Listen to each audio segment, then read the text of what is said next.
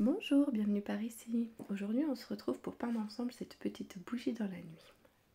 On prépare gentiment Noël. Halloween vient de se terminer. Il n'y a pas de temps à perdre. Pour le matériel, moi j'ai pris ce carnet de papier Sanders Waterford, enfin le carnet par canson en 300 grammes par mètre carré, grain fin. C'est un papier que j'apprécie. C'est vraiment très facile de peindre dans ce carnet. Pour les pinceaux, pardon, je suis sur la gamme Black Velvet de Silver Brush. J'ai des bugs, je suis désolée. Des pinceaux à bonbons, ça ira bien. Un crayon. On va avoir besoin d'un rouge, moi c'est le rouge Pyrrole, du jaune de cadmium et de l'indigo de chez Isaro. Ça je l'enlève parce que finalement je n'utilise pas. On a ce petit doré, donc c'est un doré et ça c'était des paillettes violettes qui brillent la nuit. Voilà, j'avais prévu de l'utiliser mais dans le carnet ça n'a plus aucun sens. Donc elles sont issues du set Witch de Sparks Aquarelle. C'est un set qu'elle avait, voilà, je vous montre comme ça brille avec une lumière moins forte, qu'elle avait sorti donc à l'occasion d'Halloween. Donc on va utiliser Tituba qui est en haut au milieu. Et donc les trois que je viens de vous montrer, elles brillent la nuit. On va avoir besoin aussi éventuellement de gomme. Il nous faudra bien sûr de l'eau. Et puis éventuellement du scotch si vous ne peignez pas sur un carnet, si vous prenez une feuille libre, et bien vous pouvez scotcher donc votre feuille sur une planche en carton, une plaque de carton. Moi, je vais vous montrer ce que j'utilise. J'ai des petits cartons que j'ai imperméabilisés avec du scotch de déménagement. Je scotche ma feuille. Hop, ça permet d'avoir la marge blanche et puis surtout ça permet de faire danser la feuille pour faire naviguer les pigments et puis aussi de l'embarquer pour aller sécher ça ailleurs quand on n'a pas tout sous la main. Donc voilà, donc c'est soit carnet, soit une petite planche de carton plastifié si vous n'avez pas de carnet. On part sur du papier assez épais, ça évite que ça gondole de trop. On va travailler dans le mouillé sur mouillé là. Donc pour le dessin, bon, je le fais en accéléré il me semble, heureusement, parce que c'est assez lent. On trace très succinctement la bougie. Alors vous pouvez aussi tracer la flamme, mais très légèrement parce que le contour se verra sinon. C'est parti pour mouiller avec de l'eau propre. Là aussi c'est en accéléré. On détourne la bougie. Voilà. On peut passer sur la mèche à l'endroit où il y aura la flamme. Il n'y a pas de souci, mais la bougie, on va éviter d'y aller. C'est vraiment un sujet qui m'a donné beaucoup de fil à retordre. À la base, ça devait être des étiquettes de Noël. Donc j'ai mes étiquettes, mais j'ai eu plein de soucis avec de la peinture qui est partie en dessous. En bref, quelque chose de pas très présentable. Donc j'ai revu mon plan de vous proposer un tuto pour les étiquettes. Et je vous le propose plutôt voilà, sur un format un peu plus grand. Et libre à vous d'en faire des étiquettes si ça vous chante. Mais soyez méfiants parce que vraiment c'est assez compliqué sur le petit format. Donc là on mouille et on va venir avec un pinceau plutôt bien essoré et du jaune. Donc moi j'ai pris du jaune de cadmium parce qu'il est opaque et il réussit à se faire sa place là où on le pose, même s'il y a déjà du rouge, même voilà. Donc on fait une auréole qui a pour centre approximatif l'endroit où on aura placé notre flamme. Ensuite on vient avec le rouge. Moi j'ai pris le rouge de Pyrrole parce que je trouve que ça fait des beaux violets avec le bleu. Et on vient donc encercler l'auréole jaune. Alors n'hésitez pas à être quand même suffisamment mouillé avec votre pinceau pour que les pigments se promènent et diffusent, pour avoir quelque chose de moins net. Et là on vient donc avec le bleu. J'ai pris de l'indigo parce que c'est une couleur qui granule chez Isaro et que j'aime beaucoup, mais vous prenez le bleu qui vous plaît, hein, de l'Indentrène ou ou alors même un gris de pain, vraiment un bleu soutenu qui évoque la nuit quand même, mais qui vous plaît. Donc voilà, on y va. Là je vais à même la palette pour prendre quelque chose de plus saturé. Les pinceaux Silver Brush, ils sont vraiment bien. Alors c'est des pinceaux qui allient des fibres synthétiques avec des fibres naturelles. Alors je ne sais pas en quel animal c'est. Je ne me suis pas penchée sur la question parce que si je m'étais penchée dessus avant de les acheter, je les aurais jamais achetés. Donc c'est des pinceaux que j'adore, que j'utilise, mais je ne les rachèterai pas quand ils seront plus là. Quand ils seront plus en bon état, pardon. Et du coup, mais ils gardent bien l'eau. Et ils sont ultra précis, ils sont très polyvalents quand même. C'est vraiment des pinceaux de bonne qualité.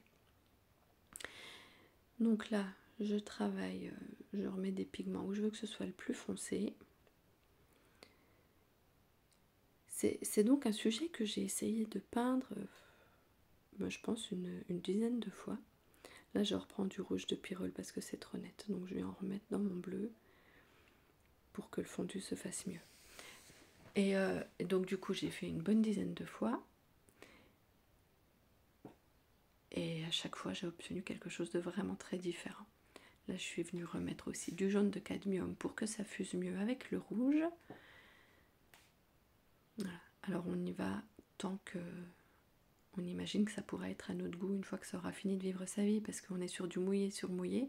Donc, les pigments, ils vont continuer à naviguer jusqu'à ce que le papier soit sec. Là, je nettoie bien mon pinceau. Hors champ, j'ai mon bocal d'eau propre et mon bocal d'eau sale. Et je reviens avec un pinceau bien propre, essuyer la partie que je voudrais voir rester blanche, le plus blanc possible en tout cas.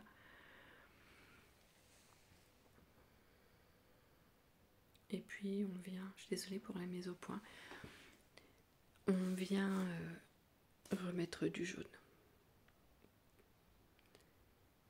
Et on voit que les pigments jaunes reviennent vraiment au centre. Donc comme je veux garder une zone de lumière intense, il faut rester le plus clair possible. Voilà. Toujours avec mon pinceau propre, je viens récupérer le jaune qui s'invite là où il n'est pas le bienvenu. En soi, c'est pas un drame, ça restera très clair et ça ira avec la flamme. Mais on va voir qu'en séchant, ça va beaucoup s'éclaircir. Sur un des essais précédents, là je reviens avec mon bleu foncé, les endroits que je veux garder bien foncés. Donc sur un de mes essais précédents, en fait, ça s'était tellement éclairci que j'avais fait une deuxième couche. Et c'était, voilà, l'effet de lumière était vraiment beau avec une deuxième couche. Le problème, c'est jouer ailleurs, sur les temps de séchage. Et j'avais pris un spray, donc moi je vous le déconseille vraiment fortement pour ce sujet-là, d'utiliser un spray pour permettre à vos pigments de continuer à se promener. Parce qu'en fait, ça vient mouiller les endroits qu'on veut garder secs. Et ça fait que les pigments vont là où on ne veut pas. Et en plus, il y a des différences de séchage. Pardon, moi j'ai eu des grosses auréoles. Là, j'ai avec de l'eau propre figuré quelque chose qui pourrait ressembler à de la neige. Bon, je sais plus ce que je vous disais, c'est pas grave. Et là, on vient prendre du doré. Alors, c'est vraiment... j'ai plus le mot. Optionnel, ça y est. C'est vraiment optionnel, mais voilà, moi j'aime beaucoup quand ça brille. Et puis, si des paillettes, on n'en met pas à Noël, ben, je sais pas quand est-ce qu'on en met. Voilà. Et là, on va pas être loin de laisser sécher. Moi, je suis partie faire sécher ça au sèche-cheveux. Et là, je reviens avec un pinceau beaucoup plus fin. Et je vais tracer. On est vraiment bien sec là. Le papier, il est sec de chez sec. Et je viens tracer à l'eau la flamme. Je préfère faire à l'eau d'abord, parce que comme ça je vois en me penchant la forme qu'a ma flamme. Si j'y vais directement à la peinture et que je me trompe, c'est un peu plus embêtant.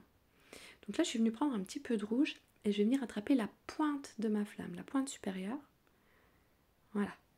L'idée, ça va être d'avoir du bleu-violet tout en bas de la flamme, là où il y a la mèche, d'avoir le pourtour et la pointe rouge-orangé, et d'avoir le centre de la flamme jaune.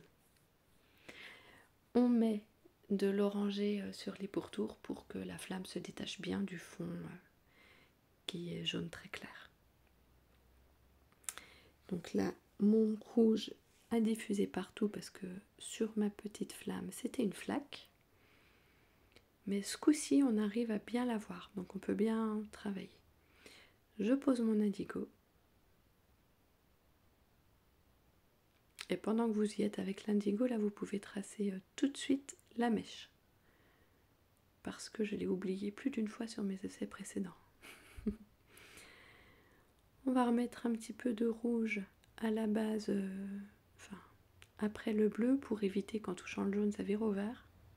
Quoi qu'il existe des flammes avec du vert, ouais, je suis pas sûre que ce soit des flammes de bougie. Je crois que c'est plutôt quand il y a du cuivre dans l'affaire que ça vire au vert. Ouais, c'est très intense, hein, mais on va venir retravailler tout ça. Et là, on pose le jaune. Une couleur qui serait belle aussi, c'est l'or de quinacridone. C'est une couleur que j'adore pour peindre la lumière dans les paysages, le soleil. Couleur très chaude, de fin de journée, pour peindre les golden hours. Ce serait très joli aussi sur ce sujet. Mais bon, pour le moment, on est avec du jaune de cadmium, qui est bien opaque. Donc voilà. L'idée, c'est d'avoir plein de fondu dans cette flamme aussi. Donc c'est pareil, vous faites, vous ajustez jusqu'à ce que ça vous plaise. Là, je rince mon pinceau, je l'ai essuyé un petit peu et je viens récupérer de l'eau et des pigments. Là, j'essuie. Voilà, parce que le rouge, vous voyez comme il vient vite reprendre sa place. On n'est pas loin de la vérité là. On rince, on reprend un petit peu de jaune.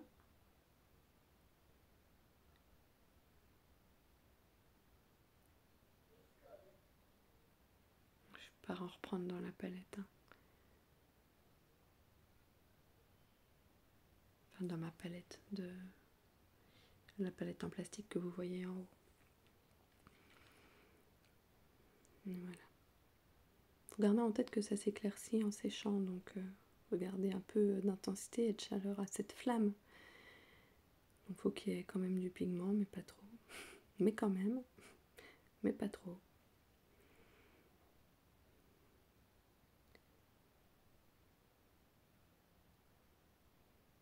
Alors vous aurez peut-être pas besoin d'y revenir 15 fois. Hein. Peut-être que vous obtiendrez quelque chose qui vous satisfera plus rapidement que moi. Je vous le souhaite. Et là en fait, donc mes pigments rouges que je viens de poser à la base, et je vais essayer d'aller les étirer le long du pourtour de la flamme. Comme ça, je prends ceux qui sont déjà là, j'en rajoute pas. Et voilà. Et donc là, je viens avec mon rouge de pyrrole, assez dilué, peindre l'intégralité de la bougie, les coulures et le corps de la bougie.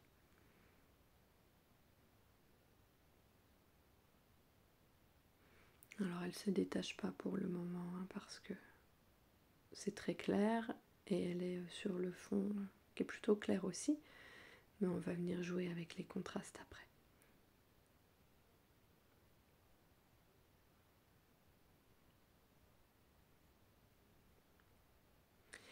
N'hésitez pas, vous, à faire tourner votre papier. Hein.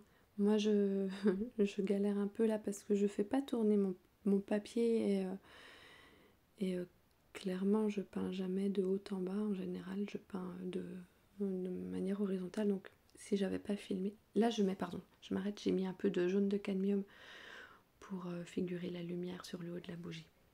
Donc si j'étais pas en train de filmer, croyez bien que j'aurais déjà fait pivoter mon carnet pour pouvoir peindre de manière plus aisée. J'ai pas un support de téléphone, parce que je filme avec mon téléphone, qui me permette de faire comme je veux, parce que juste contre le carnet on voit pas, mais il y a le pied qui me bloque. Donc voilà.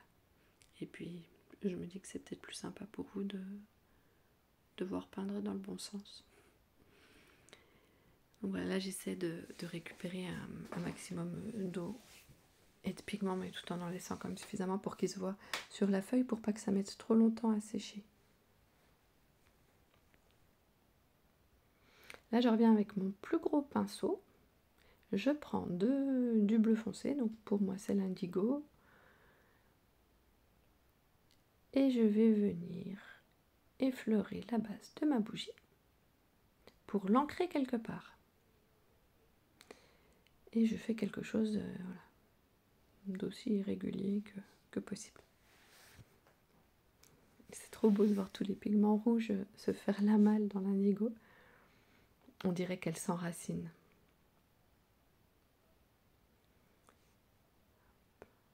Voilà. Et là, je reviens mettre du rouge sur la base, dans la palette, ce qui n'est pas assez saturé dans ma palette de mélange. Et voilà. Donc c'est bien que le rouge parte dans l'indigo que je viens de poser, parce que du coup, c'est pas rare que les surfaces prennent la couleur de ce qui est posé dessus, par reflet. Donc voilà, ça va venir figurer ça. Et puis ça vient mettre voilà, du contraste fondu dans le... du contraste par rapport à la bougie qui est bien nette.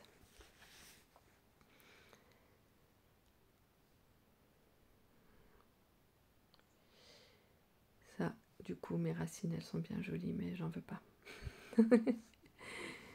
Ça fait très arbre. On est sur une bougie là. Donc je reviens avec de l'indigo.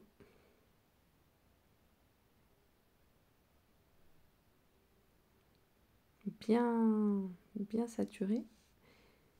Et voilà. Alors, le rouge se carapatera toujours, ça se verra toujours, hein. Mais ce sera beaucoup moins marqué que juste avant. Désolée, là je suis en train de souffler pour que ça sèche plus vite. On a le style ou on l'a pas, hein. Voilà.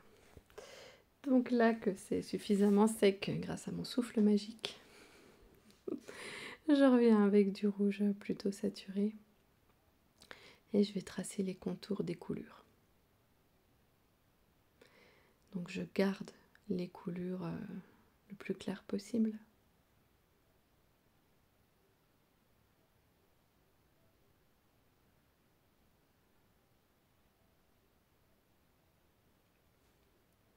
Et on va revenir avec de l'indigo,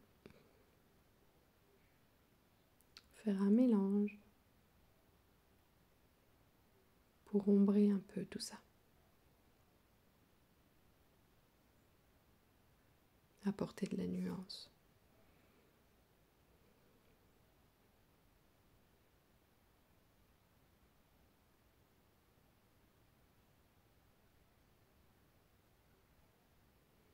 Là j'enlève l'excédent d'eau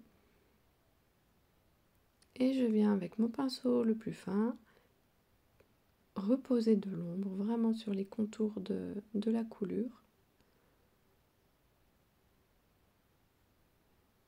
Et on va descendre gentiment. Parce que finalement la bougie elle est dans l'ombre. Sous la flamme, elle n'est pas éclairée. Donc je reprends la couleur de la nuit, à savoir mon indigo, et je viens en remettre sur le corps de la bougie.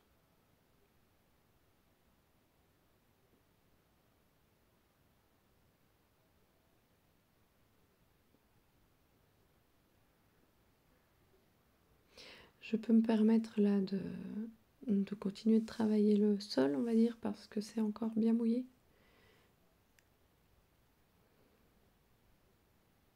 Tant que c'est mouillé, on peut y aller. Dès que ça commence à sécher, par contre, on touche moins facilement.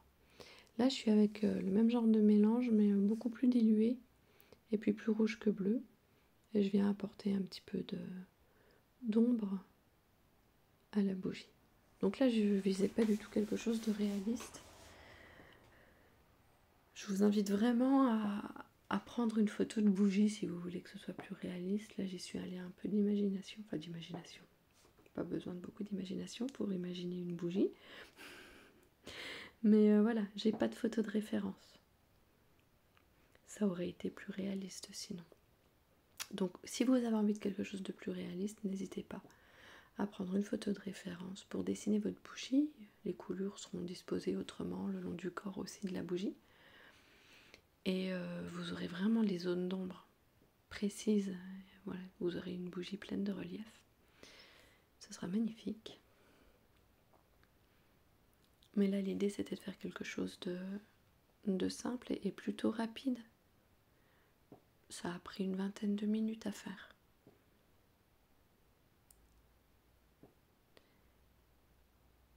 Et là, on va venir mettre les petites paillettes. Mais avant, je viens remettre un petit peu de rouge parce que ça s'était trop éclairci. Et là, voilà.